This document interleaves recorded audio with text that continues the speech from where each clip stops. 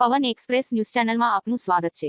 સાબરકાંઠાના ખેડબ્રહ્મા, વડાલી, વિજયનગર વિસ્તારમાં ભારે વરસાદ નોંધાયો છે। સાબરકાંઠા જિલ્લામાં છેલ્લા 15 દિવસથી વધુ વરસાદ વરસી રહ્યો છે, ત્યારે જિલ્લાના ખેડબ્રહ્મા, વડાલી, વિજયનગર વિસ્તારમાં ભારે વરસાદ નોંધાયો છે, જેના પગલે સ્થાનિક ખેડૂતો માટે ભારે સમસ્યા સર્જાઈ છે। ખેડૂતોને પાકનું ભારે નુકસાન થયું છે। બીજી તરફ ડ્રીપ સહિત ખૂબ મોટું નુકસાન થયું છે, ત્યારે આ મામલે સ્થાનિક ધારાસભ્ય રાજ્ય સરકારમાં લેખિત રજૂઆત કરશે। જો કે ખેડૂતો પણ હવે વરસાદ સામે રાજ્ય સરકાર પાસે સહયોગની અપેક્ષા રાખી રહ્યા છે। સાબરકાંઠાના ઈડર, વડાલી, ખેડબ્રહ્મા સહિત વિજયનગર વિસ્તારમાં છેલ્લા 15 દિવસથી સતત વરસાદના પગલે સ્થાનિક ખેડૂતોના ખેતરોમાં ભારે પાણી ભરાયા છે, તો બીજી તરફ ખેડબ્રહ્મા તેમજ વડાલી વિસ્તારમાં એક જ રાતમાં 13 ઇંચથી વધુ વરસાદ ખાતા કેટલાય ખેડૂતોને વ્યાપક નુકસાન સર્જાય છે। એક તરફ ઊભા ખેતરોમાં નાખવામાં આવેલી ટપક સિંચાઈની ડ્રીપ પાણીમાં તણાઈ ચૂકી છે, તો બીજી તરફ ઊભી ખેતીમાં હજુ પણ પાણી ભરાવાના પગલે મોટાભાગનો પાક નિષ્ફળ જવાની ભીતિ ઊભી થઈ છે। ત્યારે સ્થાનિક કક્ષાએ ખેડૂતો હવે રાજ્ય સરકાર પાસે સર્વે કરી સહાયની અપેક્ષા રાખી રહ્યા છે। સાબરકાંઠાના ઈડર તેમજ વડાલી વિસ્તારમાં 8 કલાકમાં 12 ઇંચથી વધુ વરસાદ ખાબક્યો હતો, જેના પગલે મગફળી, કપાસ સહિતના પાકોમાં આજે પણ પાણી યથાવત રહેતા ખેડૂતોને પાકમાં વ્યાપક સ્થિતિ આવી રહી છે। જો કે આવનારા સમયમાં વરસાદની સ્થિતિ યથાવત રહે તો ખેડૂતો માટે આશીર્વાદ સમાન રહે તો વરસાદ વ્યાપક નુકસાની લાવી શકે તેમ છે, જેના પગલે ખેડૂતો હવે રાજ્ય સરકાર પાસે સર્વે આધારિત સહાયની માંગ કરી રહ્યા છે।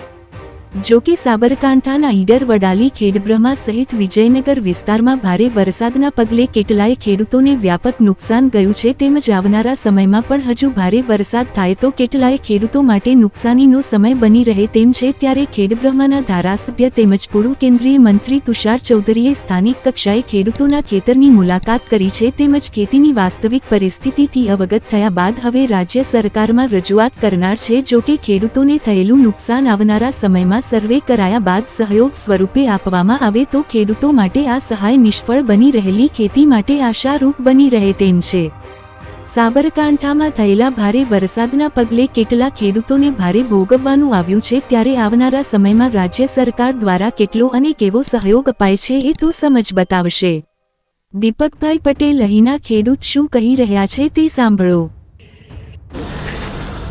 આ સાલ વરસાદની શરૂઆતમાં 6 મહિને બેઠા પહેલાં વરસાદ ચાલુ થઈ ગયો। ખેડૂતોની તૈયારીઓ નથી, અને એ પહેલાં વરસાદ ચાલુ થઈ ગયો। પહેલા તબક્કા સાબરકાંઠામાં ઈડર, વડાલી, ખેડબ્રહ્મામાં વરસાદ વધારે પડ્યો, અને વડાલીમાં વધારે 12 થી 13 ઇંચ વરસાદ પડી ગયો। એક રાતમાં ખેતરો ધોવાઈ ગયા, અને એના કારણે ખેતીની તૈયારીઓ ચાલુ તો ખેડૂતો ખેતીની તૈયારી કરતા હતા। જેને મૂક્યું એના પર વરસાદ આવ્યો, જો ખેતી પીળી પડી ગઈ, અને ખેતરમાં બધું ધોવાણ થઈ ગયું। અને આ સાલની બધી ખેતી હાલ વરસાદની આગાહીઓ પર આગાહીઓ ચાલુ છે। હાલે વરસાદ ચાલુ છે, હાલ ખેતરોમાં પાણી ભરાયેલું છે, અને સરકારોનું સર્વે કરી અને સારું વળતર આલે એવી અમારી આશા છે। પ્રકાશભાઈ પટેલ, ખેડૂત। જિલ્લાની અંદર વડાલી તાલુકો, ખેડબ્રહ્મા તાલુકાની અંદર સતત 15 દિવસ ખૂબ જ વરસાદ પડી રહ્યો છે। એક દિવસમાં 15 ઇંચનો વરસાદ પડી રહ્યો છે, અને હવામાન વિભાગની આગાહી છે કે હજુ પણ 10 તારીખ સુધી વરસાદ રહેશે। આમ ને આમ જો વરસાદ રહેશે તો ખેડૂતોને ખૂબ મોટી પ્રમાણમાં નુકસાન થશે, અને જે વરસાદ પડી રહ્યો છે એના કારણે આજે ખેતરની અંદર પાળા પણ ધોવાણા, ડ્રીપ પદ્ધતિ પણ ધોવાણી જતી રહી છે, અને ખેતરની અંદર જે પાક વાવેતર કરેલું હતું જેમાં શાકભાજી છે, કપાસ છે, એનું પણ ખૂબ જ મોટા પ્રમાણમાં નુકસાન છે।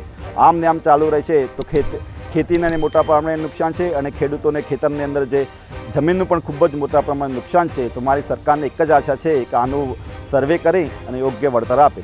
આ વિષયને લઈ પૂર્વ કેન્દ્રીય મંત્રી તુષાર ચૌધરીએ પણ પોતાનો અભિપ્રાય આપ્યો હતો। સાબરકાંઠામાં છેલ્લા અઠવાડિયાથી મુસળધાર વરસાદ વરસી રહ્યો છે। ગઈકાલે પણ ડિઝાસ્ટર મેનેજમેન્ટે સાબરકાંઠાને રેડ એલર્ટ જાહેર કર્યો છે, અને સૌથી વધારે સાબરકાંઠા જિલ્લામાં જો વરસાદ પડ્યો હોય તો એ ખેડબ્રહ્મા ખાતે લગભગ 12 ઇંચ કરતાં પણ વધારે વરસાદ નોંધાયો છે। પણ ખેડબ્રહ્માના ધારાસભ્ય તરીકે મેં ઘણા ગામડાઓની પણ મુલાકાત લીધી છે।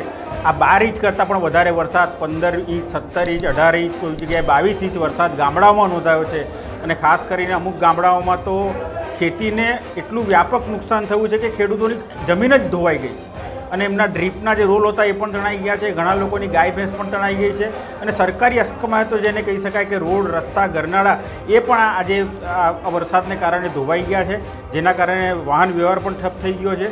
અને ખેડૂતને જે આર્થિક નુકસાન થયું છે એ કોણ ભરપાઈ કરશે એ ખેડૂત પણ ચિંતામાં પડી ગયો છે. અને આ લોકોએ તલાટી દ્વારા પણ જાણ થયા છતાં પણ હજી સુધી સરકાર દ્વારા કોઈ પણ પ્રકારનો સર્વે કે એવું કશું નોંધણી કે કોઈ મોજણી કરવામાં આવી નથી. તેના કારણે આજે ડિઝાસ્ટર મેનેજમેન્ટ સંપૂર્ણ નિષ્ફળ ગયું હોય એવું લાગી રહ્યું છે. અને મંગળવારે હું રૂબરૂ મુખ્યમંત્રીશ્રીને પણ મળીને આ બાબતની રજૂઆત હું કરીને ખેડૂતને ન્યાય અપાવવા માટે એમને વિનંતી કરવાનો છું.